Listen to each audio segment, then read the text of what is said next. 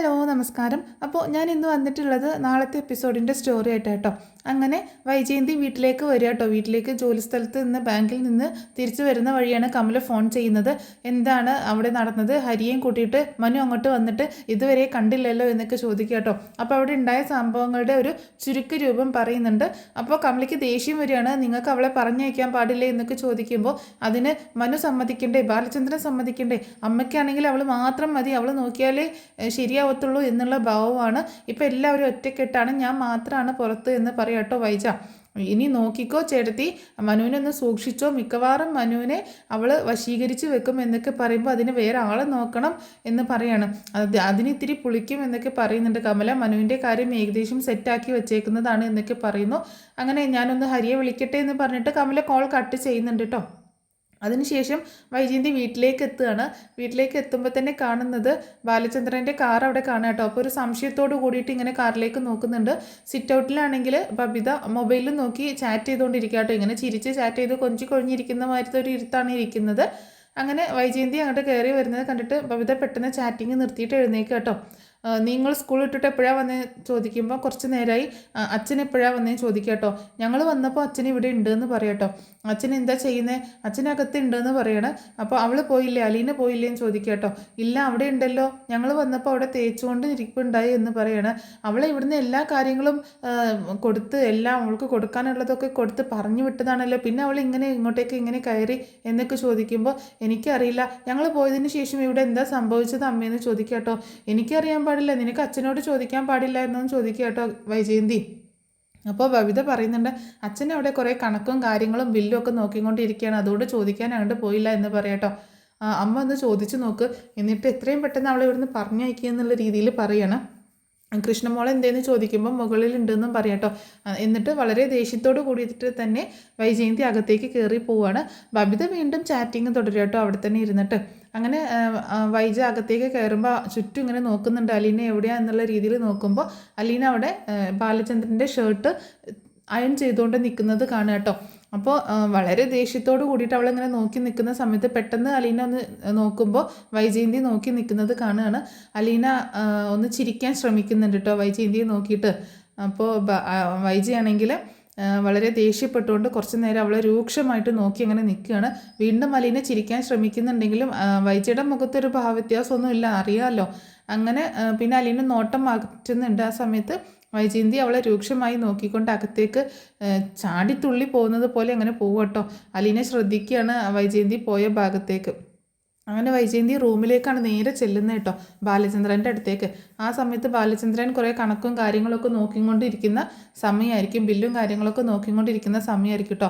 അപ്പോൾ നേരെ ചെന്നിട്ട് ചോദിക്കുന്നത് തന്നെ, ബാലചന്ദ്രൻ ഇതെപ്പോൾ വന്നു, ഇന്നെന്താ നേരത്തെ വന്നതെന്ന് ചോദിക്കുക കേട്ടോ. സാധാരണ നട്ടപ്പാതിരാക്കല്ലേ കയറി വരാറ്, ഇന്നെന്താ നേരത്തെ കാലത്തെ ഇങ്ങോട്ട് വീട്ടിലേക്ക് വരാൻ തോന്നി എന്നൊക്കെ ചോദിക്കുമ്പോൾ പ്രത്യേകിച്ചൊന്നുമില്ല, എനിക്ക് കടയിലിരുന്നിട്ട് ഇന്നത്ര അത്യാവശ്യം ഉണ്ടായിരുന്നില്ല, പിന്നെ വീട്ടിലിരുന്നിട്ട് ബില്ലും കാര്യങ്ങളും നോക്കിയാൽ മതി എന്ന് തോന്നിയതുകൊണ്ട് നേരത്തെ ഇങ്ങോട്ടേക്ക് പോന്നു, അല്ലാതെ മറ്റൊരു ഉദ്ദേശമൊന്നുമില്ലേ എന്നൊക്കെ ചോദിക്കുമ്പോൾ വേറെ എന്തോ ഉദ്ദേശം, നീ എന്താ ഉദ്ദേശിക്കുന്നതെന്ന് ചോദിക്കുക കേട്ടോ. അല്ല, ഞാൻ അവളെ ഇവിടുന്ന് പറഞ്ഞയച്ചതായിരുന്നല്ലോ, പിന്നെ എന്തിനാണ് അവളെ തിരിച്ച് കയറ്റിയതെന്ന് ചോദിക്കുകയാണ്. നീ എന്താ വൈജയ് പറയുന്നത്? അവളൊരു തെറ്റും ചെയ്തിട്ടില്ല എന്ന് തെളിഞ്ഞില്ലേ? എല്ലാ പ്രശ്നങ്ങളും ഉണ്ടാക്കിയത് ഹരിയാണെന്ന് തെളിഞ്ഞില്ലേ? എന്നിട്ടും പിന്നെ അവളെ എന്ത് പറഞ്ഞാണ് ഈ വീട്ടിൽ നിന്ന് പറഞ്ഞയക്കേണ്ടത് എന്ന് ചോദിക്കുകയാണ്. എന്തിൻ്റെ കാരണത്താലാണെങ്കിലും അവൾ വന്നതുകൊണ്ടാണല്ലോ ഇവിടെ ഇത്രയും പ്രശ്നങ്ങളൊക്കെ ഉണ്ടായത്, അതുകൊണ്ട് അവളെ എന്തായാലും പറഞ്ഞയച്ചതല്ലേ, പിന്നെ വിളിച്ച് വീട്ടിലേക്ക് കയറ്റേണ്ട കാര്യം എന്തായിരുന്നു എന്ന് ചോദിക്കുമ്പോൾ ഞാനല്ല, മനുവാണ് കൂടുതലും നിർബന്ധിച്ച് അവളെ കൊണ്ടുവന്നത്. കാരണം മനുവിനാണ് അവളുടെ മേലിൽ ഉത്തരവാദിത്തം, അമ്മയെ നോക്കാനായിട്ട് കൊണ്ടുവന്നത് മനുവാണ് അവളുടെ കാര്യത്തിൽ തീരുമാനം എടുക്കുന്നത്. ബാലചന്ദ്രനെ പറയാൻ പാടില്ലായിരുന്നോ ഇവിടെ പറ്റത്തില്ല എന്ന്, ഇവിടേക്ക് ഇനി കയറ്റണ്ടായെന്ന് എന്ന് ചോദിക്കുമ്പോൾ ഇനി എന്ത് കാരണം പറഞ്ഞിട്ട് നമ്മൾ അവളെ ഒഴിവാക്കും? എല്ലാ പ്രശ്നങ്ങൾക്കും കാരണക്കാരാണെന്ന് തെളിഞ്ഞു, അവളുടെ ഭാഗത്ത് ഒരു തെറ്റുമില്ലാന്ന് തെളിഞ്ഞു, അവൾ നമ്മളുടെ ഒരു രൂപ എടുത്തിട്ടില്ല എന്ന് തെളിഞ്ഞു, അവൾ ഹരി പറഞ്ഞ കാര്യങ്ങളൊന്നും അവൾക്ക് അറിയില്ല എന്ന് പറഞ്ഞത് അവൾ പറഞ്ഞ കാര്യങ്ങളൊക്കെ സത്യമാണെന്ന് തെളിഞ്ഞു. എല്ലാത്തിനും പ്രശ്നം ഹരിയല്ലേ, പിന്നെ പണം എടുക്കുന്നത് മുഴുവൻ രോഹിത്താണ്. ഞാൻ അവനെ വിളിച്ച് ചോദിച്ചു, അവനെല്ലാം സമ്മതിക്കുകയും ചെയ്തിട്ടുണ്ട് എന്ന് പറയാട്ടോ. അപ്പോൾ വൈജയ്ക്ക് അപ്പോഴും ദേഷ്യമൊന്നും തീർന്നില്ല കേട്ടോ. എന്തൊക്കെ കാരണം പറഞ്ഞാലും ശരി, അവളെ ഇങ്ങോട്ടേക്ക് തിരിച്ച് കയറ്റേണ്ട ഒരു കാര്യം ഉണ്ടായിരുന്നില്ല. എനിക്ക് അവളെ കാണുമ്പോഴേക്ക് ദേഷ്യം വരികയാണ് എന്നൊക്കെ പറയുമ്പോൾ ബാലചന്ദ്രൻ ചോദിക്കുന്നുണ്ട്, നിനക്ക് എന്താണ് അവളോട് ഇത്രയ്ക്ക് ദേഷ്യം? നീ ഒരു ശത്രുവിനെ കാണുന്നത് പോലെ അവളെ കാണുന്നത്, നിൻ്റെ ശത്രു എങ്ങാനും ആണ് അവളെന്ന് ചോദിക്കുമ്പോൾ വൈജ പറയുന്നുണ്ട്, ഇതുവരെ എൻ്റെ ശത്രു ആയിട്ടില്ല, എനിക്കിതുവരെ ശത്രുത തോന്നിയിട്ടില്ല, പക്ഷേ ഇനി അങ്ങോട്ട് മിക്കവാറും ശത്രുത തോന്നാനുള്ള കാരണങ്ങളൊക്കെ ഇവിടെ ഉണ്ടാവുന്നുണ്ട് എന്ന് പറയാട്ടോ. അപ്പോൾ വൈജ ഉദ്ദേശിക്കുന്നത് ബാലചന്ദ്രനും അലീനയുമായിട്ടുള്ള ഒരു കണക്ഷൻ അവിടെ ഉണ്ടാവുന്നുണ്ട്. അപ്പോൾ ബാലചന്ദ്രൻ അലീനയോടൊരു സോഫ്റ്റ് കോർണർ കാണിക്കുന്നത് അവളൊരു അതിസുന്ദരിയായ ഒരു പെൺകുട്ടി, നിരാലംബയാണ്, ആരുമില്ല, അനാഥയാണ്, അപ്പോൾ അതുകൊണ്ടൊക്കെ ബാലചന്ദ്രനൊരു അട്രാക്ഷൻ അങ്ങോട്ട് തോന്നിക്കൂടായികയില്ല എന്നുള്ള രീതിയിലാട്ടോ. അപ്പോൾ ബാങ്കിൽ നിന്നാണെങ്കിൽ അന്ന് ആ ബാങ്കിലെ സ്റ്റാഫ് പറഞ്ഞു കൊടുക്കുകയും ചെയ്തിട്ടുണ്ടല്ലോ, ഇങ്ങനെ സുന്ദരിയായ പെൺകുട്ടികളെ ഒന്നും ജോലിക്ക് വെക്കാൻ പാടില്ല, എന്തിനാ വെറുതെ തലവേദന എടുക്കുന്നത് എന്നൊക്കെ ഇങ്ങനെ പറഞ്ഞിട്ടുണ്ടെങ്കിലും വൈജയ്ക്ക് അതൊക്കെ വൈജയൻ്റെ മനസ്സിൽ ഇങ്ങനെ കിടക്കാട്ടോ. അപ്പോൾ ബാലനെയും അലീനയും സംശയിക്കാൻ തുടങ്ങുകയാണ് വൈജ. കാരണം അതിനുള്ള ഓരോ സിറ്റുവേഷൻസ്, സാഹചര്യങ്ങളൊക്കെ ഇത് അങ്ങനെയാണെന്ന് അവൾ തന്നെ വരുത്തി തീർക്കുക കേട്ടോ. വൈജ തന്നെ വരുത്തി തീർക്കുകയാണ്. അതുകൊണ്ടായിരിക്കും ഇങ്ങനൊരു കണക്ഷൻ എന്നൊക്കെ. പക്ഷേ ബാലചന്ദ്രൻ എന്ന് പറഞ്ഞിട്ടുണ്ടെങ്കിൽ പക്കാ ഡീസൻറ്റ് മനുഷ്യനാണ്. അദ്ദേഹത്തിന് അലീനയോടൊരു മകളോട്, ഇപ്പോഴും ഒരു വേലക്കാരിയാണെങ്കിലും ഒരു സെർവൻ്റാണ്, ഒരു അനാഥയാണ് എന്നുണ്ടെങ്കിലും ഒരു മകളോടുള്ള സ്നേഹം മാത്രമേ ബാലചന്ദ്രനുള്ളൂ. അതൊന്നും ഉൾക്കൊള്ളാൻ വൈജയ്ക്ക് കഴിയാത്തത് കൊണ്ടാണ് ഇങ്ങനെയൊക്കെ ചിന്തിക്കാൻ പറ്റുന്നത് കേട്ടോ. അപ്പോൾ വൈജ പറയുന്നുണ്ട്, എന്തൊക്കെ പറഞ്ഞാലും ശരി, ഹരി നമ്മുടെ വീട്ടിലെ പയ്യനാണ്. അവൻ്റെ ഭാഗത്ത് നിന്ന് അങ്ങനെ ഒരു തെറ്റ് സംഭവിച്ചെങ്കിൽ അവനെ മാത്രം വിളിച്ച് അത് പറഞ്ഞ് അവനെ തിരുത്തി കൊണ്ടുവരല്ലേ വേണ്ടത്. അല്ലാതെ ഇവളുടെ മുന്നിലിട്ടുകൊണ്ട്, എല്ലാവരുടെ മുന്നിലിട്ടുകൊണ്ട് അവനെ നാണം കെടുത്തുകയാണോ വേണ്ടത്? മനു ചെയ്ത പ്രവൃത്തി ഒട്ടും ശരിയായില്ല. മനുവിൻ്റെ അനുജനല്ലേ ഹരി, അപ്പോൾ ഹരിയെ ഇങ്ങനെയാണോ ട്രീറ്റ് ചെയ്യേണ്ടത് എന്നൊക്കെ ചോദിച്ച് വൈജയന്തി വീണ്ടും ഹരിയെ സപ്പോർട്ട് ചെയ്തുകൊണ്ട് സംസാരിക്കുമ്പോൾ ബാലചന്ദ്രൻ പറയുന്നുണ്ട്, രണ്ടെണ്ണത്തിന് എടുത്തിട്ട് നല്ല പൊട്ടിക്കൽ കൊടുക്കുകയാണ് വേണ്ടത്. അതായത് ഹരിയെയും രോഹിത്തിനെയും. ഹരിയാണ് ഈ കുഴപ്പങ്ങളൊക്കെ ഉണ്ടാക്കിയത്, രോഹിത്താണ് പൈസ എടുത്തത്, അതുകൊണ്ട് രണ്ടെണ്ണത്തിനും പൊട്ടിക്കുകയാണ് വേണ്ടത് എന്നൊക്കെ പറയട്ടോ. അത് കേട്ട് വൈജ ഇങ്ങനെ അതിശയിച്ചിങ്ങനെ ബാലചന്ദ്രനെ നോക്കുന്നുണ്ട്. അപ്പോൾ എൻ്റെ പൈസ പോകുന്നതിൻ്റെ എല്ലാ തെളിവും എനിക്ക് കിട്ടിയിട്ടുണ്ട്. ഞാൻ കുറച്ച് കോൾ റെക്കോർഡിങ്സ് ഒക്കെ കാണിച്ചില്ല. ഞാൻ രോഹിത്തിൻ്റെ ഫോണൊന്ന് പരിശോധിച്ചപ്പോൾ അതിൽ നിന്ന് കുറച്ച് കാര്യങ്ങൾ എനിക്ക് അറിയാൻ പറ്റി. ഹരി വിളിച്ച് കാശ് ചോദിക്കുന്നതും രോഹിത്ത് എടുത്തു തരാമെന്ന് പറയുന്നതുമായിട്ടുള്ള തെളിവ് എനിക്ക് കിട്ടി എന്നൊക്കെ പറയട്ടോ. ഇതൊക്കെ കേട്ടിട്ട് ആകെ അതിശയിച്ചു പോവുകയാണ് വൈജ. അതെന്തൊക്കെയാണെങ്കിലും ശരി ബാലചന്ദ്ര, കുഴപ്പമില്ല, നമ്മുടെ മകനല്ലേ രോഹിത്ത്. പക്ഷേ ഇത്രയൊക്കെ പ്രശ്നം ഉണ്ടായിട്ടും അവൻ പറഞ്ഞു അവനാണ് കാശെടുത്തത് എന്ന്. ആ അലീനയെ കള്ളിയാക്കാനല്ലേ ശ്രമിച്ചത്, അപ്പോഴും പറഞ്ഞില്ലല്ലോ എന്നൊക്കെ പറയുമ്പോൾ അലീനയെ കള്ളിയാക്കിയെന്ന് വിചാരിച്ചിട്ട് ബാലചന്ദ്രൻ എന്തിനാ ഇത്രയ്ക്ക് ദണ്ണം വരുന്നത്? അവൾ ആരെങ്കിലും എന്തെങ്കിലും ചെയ്തോട്ടെ, അതിന് ബാലചന്ദ്രൻ എന്തിനാ ഇത്രയ്ക്ക് വിഷമിക്കുന്നത് എന്നൊക്കെ ചോദിക്കുമ്പോൾ നമ്മുടെ വീട്ടിൽ നിന്നാണ് ഇങ്ങനെയൊക്കെ സംഭവം ഉണ്ടാക്കിയിരിക്കുന്നത്. പിന്നെ ആ ഹരി എന്ന് പറഞ്ഞ ഒരുത്തനുണ്ടല്ലോ, നിൻ്റെ ആങ്ങളയുടെ ഇളയ സന്താനം, അവനെ ഈ വീടിൻ്റെ പടി ചവിട്ടാൻ ഞാൻ ഇനി അനുവദിക്കത്തില്ല. വീട്ടിലേക്ക് ഇനി അവൻ കാലെടുത്ത് വെക്കാൻ പാടില്ല. അത്രയും വൃത്തികെട്ട നെറികേടാണ് അവൻ കാണിച്ചത്. ഇത്രയ്ക്കൊരു ആഭാസനാണോ ഈ വീട്ടിലേക്ക് കയറി വരുന്നത്? അലീന പോട്ടെ എന്ന് വെക്കാം, അലീന അല്ലാതെ 2 പെൺമക്കൾ ഈ വീട്ടിൽ ഉണ്ട്, അവരോട് ഇങ്ങനെ ചെയ്യില്ല എന്ന് എന്തെങ്കിലും ഉറപ്പുണ്ടോ? നീ പറഞ്ഞല്ലോ സ്വന്തം ബന്ധമൊക്കെ ഉണ്ടെന്ന്. അവൻ ഇങ്ങനെയുള്ള ആളുകൾക്ക് സ്വന്തമില്ല, ബന്ധമില്ല, ഒന്നുമില്ല. അവർക്ക് ഒറ്റ ലക്ഷ്യം ഉണ്ടാവുള്ളൂ. അതുകൊണ്ട് ഇനി മേലിൽ അവൻ ഈ വീടിൻ്റെ പടി കടക്കാൻ ഞാൻ അനുവദിക്കത്തില്ല എന്ന് പറയുമ്പോൾ, ഇങ്ങനെയൊന്നും പറയരുത്, അവനൊരു തെറ്റ് പറ്റി, അവനെ പറഞ്ഞ് മനസ്സിലാക്കി തിരുത്തുകയാണ് വേണ്ടത് എന്നൊക്കെ പറയട്ടോ. എന്തൊക്കെയായാലും ശരി, ഈ വീട്ടിലെ കാര്യങ്ങൾ തീരുമാനിക്കുന്നത് ഞാനാണ്, ഞാൻ പറയുന്ന കാര്യം അങ്ങോട്ട് ചെയ്താൽ മതി എന്ന് പറയുമ്പോൾ വൈജയന്തി ആകെ ഷോക്കാവും കേട്ടോ. ബാലചന്ദ്രനെ ഇത്രയും ദേഷ്യപ്പെട്ടിട്ട് വൈജയന്തി കണ്ടിട്ടേ ഉണ്ടായിരുന്നില്ല. എന്തും ബാലചന്ദ്രൻ അനുസരിക്കുന്ന ഒരു ടൈപ്പാണ്. വൈജ എന്ത് പറയുന്നോ അതനുസരിക്കുന്ന ഒരു ടൈപ്പാണ് ബാലചന്ദ്രൻ. പക്ഷേ ഇങ്ങനെയൊരു സിറ്റുവേഷൻ ഇതുവരെ ഈ വീട്ടിലുണ്ടായിട്ടില്ല. അപ്പം വൈജയന്തിക്ക് വീണ്ടും ദേഷ്യം കൂടുക കേട്ടോ അലീനയോട്. എല്ലാത്തിനും കാരണക്കാരി അവളാണ്, അവൾ ഈ വീട്ടിൽ വന്ന അന്ന് മുതൽ തുടങ്ങിയ പ്രശ്നങ്ങളാണ് എന്ന് പറഞ്ഞിട്ട് ഇനി എല്ലാത്തിനും ഏതിനും ഇനി വീണ്ടും അവളെ തന്നെ കുറ്റപ്പെടുത്തിക്കോ, നീ ഒരിക്കലും നന്നാവാൻ പോണില്ല എന്നൊക്കെ പറയട്ടോ. എന്നിട്ട് ബാലചന്ദ്രൻ അവിടെ നിന്ന് പോവാണ്. ഞാൻ നോക്കട്ടെ, ഇത് എവിടെ വരെ പോകുമെന്ന് ഞാൻ നോക്കട്ടെ എന്ന് പറഞ്ഞുകൊണ്ട് വൈജയന്തി കിച്ചണിലേക്ക് അങ്ങോട്ട് അലീനയുടെ അടുത്തേക്ക് ചെല്ലുക കേട്ടോ. അങ്ങനെ അലീനയുടെ അടുത്തേക്ക് ചെല്ലുമ്പോൾ അലീന അവിടെ ഇങ്ങനെ ജോലി ചെയ്തുകൊണ്ടിരിക്കുകയാണ്. എന്നിട്ട് സംസാരിക്കുന്നുണ്ട്. നിന്നെ ഇവിടെ നിന്ന് പറഞ്ഞയച്ചതല്ലേ, പിന്നെ നീ എന്തിനാണ് തിരിച്ച് ഇങ്ങോട്ടേക്ക് കയറിയത് എന്ന് ചോദിക്കുക കേട്ടോ. ഞാൻ പോകാൻ തന്നെ ഉദ്ദേശിച്ചതാണ്, എന്നെ മനുവേട്ടനും സാറും കൂടി നിർബന്ധിച്ചിട്ടാണ് വീട്ടിലേക്ക് കയറ്റിയത് എന്ന് പറയാട്ടോ. ഒരു മനുവേട്ടനും സാറും വന്നേക്കണേ, നീ എന്ത് ഉദ്ദേശിച്ചിട്ടാണ് ഇങ്ങോട്ടേക്ക് തിരിച്ചു വന്നതെന്നൊക്കെ എനിക്ക് നന്നായിട്ട് മനസ്സിലാവുന്നുണ്ട്. ആ പൂതിയൊക്കെ നിൻ്റെ മനസ്സിലിരിക്കത്തേ ഉള്ളൂ, നീ ആ മോഹങ്ങളൊക്കെ ഇപ്പം തന്നെ നുള്ളി കളഞ്ഞേക്ക് എന്നൊക്കെ പറയുമ്പോൾ മാഡം എന്താണ് ഉദ്ദേശിക്കുന്നതെന്ന് ചോദിക്കുകയാണ്. ഞാൻ എന്ത് ഉദ്ദേശിച്ചാലും ശരി, എൻ്റെ ഉദ്ദേശങ്ങളൊന്നും തെറ്റാറില്ല, നിൻ്റെ ഉദ്ദേശങ്ങൾ ഒരിക്കലും നടക്കത്തില്ല എന്നാണ് ഞാൻ പറഞ്ഞത് എന്ന് പറയാട്ടോ. എനിക്ക് അറിയാം നീ എന്തുദ്ദേശിച്ചുകൊണ്ടാണ് ഇങ്ങോട്ടേക്ക് വന്നത് എന്നൊക്കെ എനിക്ക് അറിയാം എന്ന് വീണ്ടും വൈജി പറയുമ്പോൾ അലീന പറയുന്നുണ്ട്, മാഡത്തിന് ഒന്നും അറിയത്തില്ല, ഇവിടെ എല്ലാ കാര്യങ്ങളും അറിയാവുന്ന ഒരേ ഒരാളുള്ളൂ, അത് ഞാൻ മാത്രമാണ് എന്ന് പറയാട്ടോ അലീന. അപ്പോൾ വൈജയന്തി ആകെ ഷോക്കാവുന്നുണ്ട്. നിനക്ക് എന്തറിയാം, നീ എന്തറിയാമെന്നാണ് നീ പറയുന്നതെന്ന് ചോദിക്കട്ടോ. അതൊക്കെ ഞാൻ പറഞ്ഞു കഴിഞ്ഞിട്ടുണ്ടെങ്കിൽ പിന്നെ ഇങ്ങനെ എൻ്റെ മുന്നിൽ നിന്ന് സംസാരിക്കാൻ മാഡം നിൽക്കത്തില്ല എന്ന് പറയട്ടോ. അതിന് മാത്രം വലിയ ബോംബും കൊണ്ടാണോ നീ വന്നേക്കെന്ന് ചോദിക്കുമ്പോൾ ആ ചെറിയൊരു ബോംബും കൊണ്ട് തന്നെയാണ് ഞാൻ വന്നേക്കുന്നത്, തൽക്കാലം അതൊന്നും പറയാൻ ഉദ്ദേശിക്കുന്നില്ല എന്ന് പറയട്ടോ. അപ്പോൾ വൈജയന്തി ആകെ ആശയക്കുഴപ്പത്തിലാകുന്നത്. അപ്പോൾ വൈജയന്തി ഉദ്ദേശിക്കുന്നത് മനുവുമായിട്ടുള്ള ഒരു കണക്ഷനായിരിക്കും വൈജയന്തി ഉദ്ദേശിക്കുന്നത് കേട്ടോ. അല്ലെങ്കിൽ ഇങ്ങനെ ബാലചന്ദ്രനും ഇവളും തമ്മിൽ അത്രയും ക്ലോസ് ആയിട്ടുണ്ട് എന്നുള്ളൊരു രീതിയിലും ആകാം.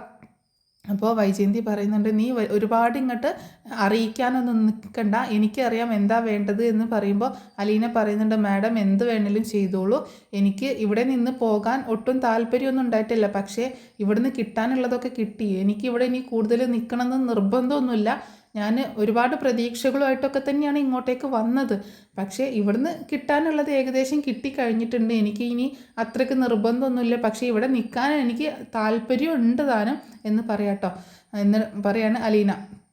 വൈജയന്തി നിൻ്റെ എല്ലാ ഇഷ്ടങ്ങളും ഞാൻ നടത്തി തരാടി എന്ന് പറഞ്ഞിട്ട് വൈജയന്തി പിന്നെ അവിടെ നിന്ന് പോകുന്നുണ്ട്.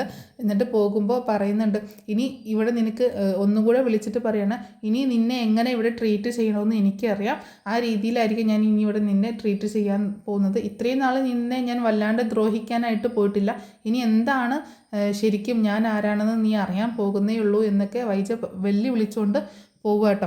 അലീന ഒരു ചെറു ചിരിയോടെ അതാണ്ട് തള്ളിക്കളഞ്ഞിട്ട് തൻ്റെ ജോലികൾ ഇങ്ങനെ ചെയ്തുകൊണ്ടിരിക്കുകയാണ്. പിന്നീട് കാണിക്കുന്നത് നമ്മുടെ ഗ്രേസമ്മയുടെയും മാമച്ചാൻ്റെയും വീടാട്ടോ. അപ്പോൾ രേവതിക്കുട്ടിയാണെങ്കിൽ ആ റൂമിലോട്ട് കയറിയ സമയത്ത് അവരുടെ മകൻ്റെ റൂമിലോട്ട് കയറിയ സമയത്ത് വൈജയന്തി വഴക്ക് പറഞ്ഞല്ലോ, ഞങ്ങളൊന്നും അങ്ങോട്ടേക്ക് കയറാറില്ല, നീ എന്തിനാ അങ്ങോട്ടേക്ക് കയറിയത് എന്നൊക്കെ. അങ്ങനെ അവരുടെ മകനെ കുറിച്ച് ഇങ്ങനെ ഓർത്ത് വിഷമിച്ചുകൊണ്ടിരിക്കുക കേട്ടോ ഗ്രേസമ്മ. അപ്പോൾ ഗ്രേസമ്മയുടെ അടുത്തേക്ക് രേവതിക്കുട്ടി വരുന്നുണ്ട്. രേവതിക്കുട്ടി വരുന്നിട്ട് പറയുന്നുണ്ട്, ആൻറ്റി എന്ന് വിളിക്കുക കേട്ടോ. അപ്പോൾ അങ്ങനെ വിളിക്കുമ്പോൾ ഗ്രേസമ്മയ്ക്ക് ഭയങ്കര സന്തോഷം കേട്ടോ.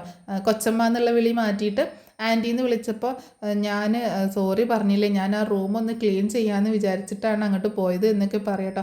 സാരമില്ല എന്ന് പറയാണ് ഗ്രേസമ്മ. അപ്പോൾ രേവതിക്കുട്ടി ചോദിക്കുന്നുണ്ട്, എന്താണ് ആ റൂമൊന്ന് ക്ലീൻ ചെയ്യാത്തത്, ആ റൂമൊക്കെ ഒന്ന് വൃത്തിയാക്കിയിട്ടിരുന്നാൽ നല്ലതല്ലേ എന്നൊക്കെ ചോദിക്കുമ്പോൾ, വേണ്ട, ആ റൂം അങ്ങനെ തന്നെ ഇരുന്നോട്ടെ, നീ എന്തിനാ വീണ്ടും ആ വിഷയം ഇടുന്നത്, ആ റൂമിലേക്ക് കയറിയിട്ട് നിനക്ക് എന്ത് കിട്ടാനാ എന്നൊക്കെ ചോദിക്കുക കേട്ടോ.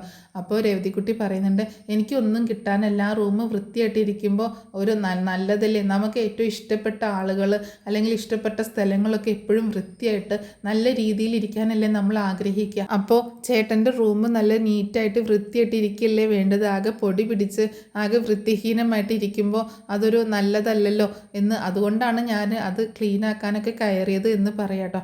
അപ്പോൾ ഗ്രേസമ്മ അതിനെപ്പറ്റി ഇങ്ങനെ ആലോചിക്കുന്നുണ്ട്. അപ്പോൾ ഇവൾ പറയുന്നത് ശരിയാണല്ലോ എന്നിങ്ങനെ ചിന്തിക്കുകയാണ്. നീ പറയുന്നത് ശരിയാണ് രേവതി, പക്ഷേ എനിക്ക് എന്തോ ആ റൂമിലോട്ട് ആരും കയറുന്നത് ഇഷ്ടമല്ല, ഞങ്ങൾക്ക് തന്നെ കയറുമ്പോൾ ഭയങ്കര വിഷമാണ് എന്നൊക്കെ പറയാണ്. സാരമില്ല, നമുക്ക് ആ റൂം ഒന്ന് ക്ലീൻ ചെയ്യാം, ഞാൻ ചെയ്തോളാം, ഒക്കെ ഞാൻ നീറ്റാക്കി വെച്ചോളാം, എന്നിട്ട് ആ റൂമിലോട്ടൊന്ന് കയറിയാൽ മതി എന്നൊക്കെ പറയാട്ടോ. അപ്പോൾ ഗ്രേസമ്മ അത് വേണമെന്ന് ചോദിക്കുമ്പോൾ വേണം, ആ റൂം നമുക്ക് ക്ലീൻ ആക്കിയിടാം, ചേട്ടൻ എപ്പോഴും ഉപയോഗിച്ചിരുന്ന റൂമല്ലേ, അപ്പോൾ ചേട്ടൻ എപ്പോഴും അവിടെ തന്നെ ഉണ്ടെന്ന് നമുക്ക് ഫീൽ ചെയ്യണമെങ്കിൽ നമുക്ക് ആ റൂമൊക്കെ ഒന്ന് വൃത്തിയായിട്ടിരിക്കുമ്പോൾ ഒരു പോസിറ്റിവിറ്റി അല്ലേ എന്നൊക്കെ പറയണം. അങ്ങനെ അവസാനം ഗ്രേസമ്മ സമ്മതിക്കുക കേട്ടോ റൂം ക്ലീൻ ചെയ്യാനായിട്ട്. രേവതിക്കുട്ടിക്ക് ഭയങ്കര സന്തോഷമാവുന്നുണ്ട് കേട്ടോ.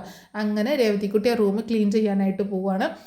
അപ്പം ആ ക്ലീൻ ചെയ്യുന്ന കുറച്ച് കാര്യങ്ങളൊക്കെ കാണിക്കുന്നുണ്ട് കേട്ടോ. ആ റൂമിലോട്ട് ഭയങ്കര സന്തോഷത്തോട് കൂടിയിട്ട് കയറി ചെല്ലണം. അപ്പോൾ കഴിഞ്ഞ ദിവസം പോയപ്പോൾ തന്നെ സാധനങ്ങളൊക്കെ അവിടെ വെച്ചിട്ടുണ്ടായിരുന്നല്ലോ, അങ്ങനെ അവിടെ ക്ലീൻ ചെയ്യാനായിട്ട് ആ റൂമിലേക്ക് കയറുകയാണ്. പിന്നീട് കാണിക്കുന്നത് മുത്തശ്ശിയും അലീനയാട്ടോ.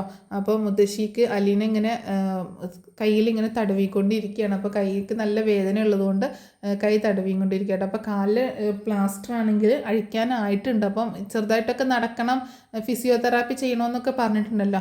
അപ്പോൾ അതിനെക്കുറിച്ചൊക്കെ ഇങ്ങനെ ചെയ്തുകൊണ്ടിരിക്കുകയായിരുന്നു ആ കാര്യങ്ങളൊക്കെ. അപ്പം മുത്തശ്ശി ചോദിക്കുന്നുണ്ട്, വൈജ വന്നില്ലേ മോളെ എന്ന് ചോദിക്കുക കേട്ടോ.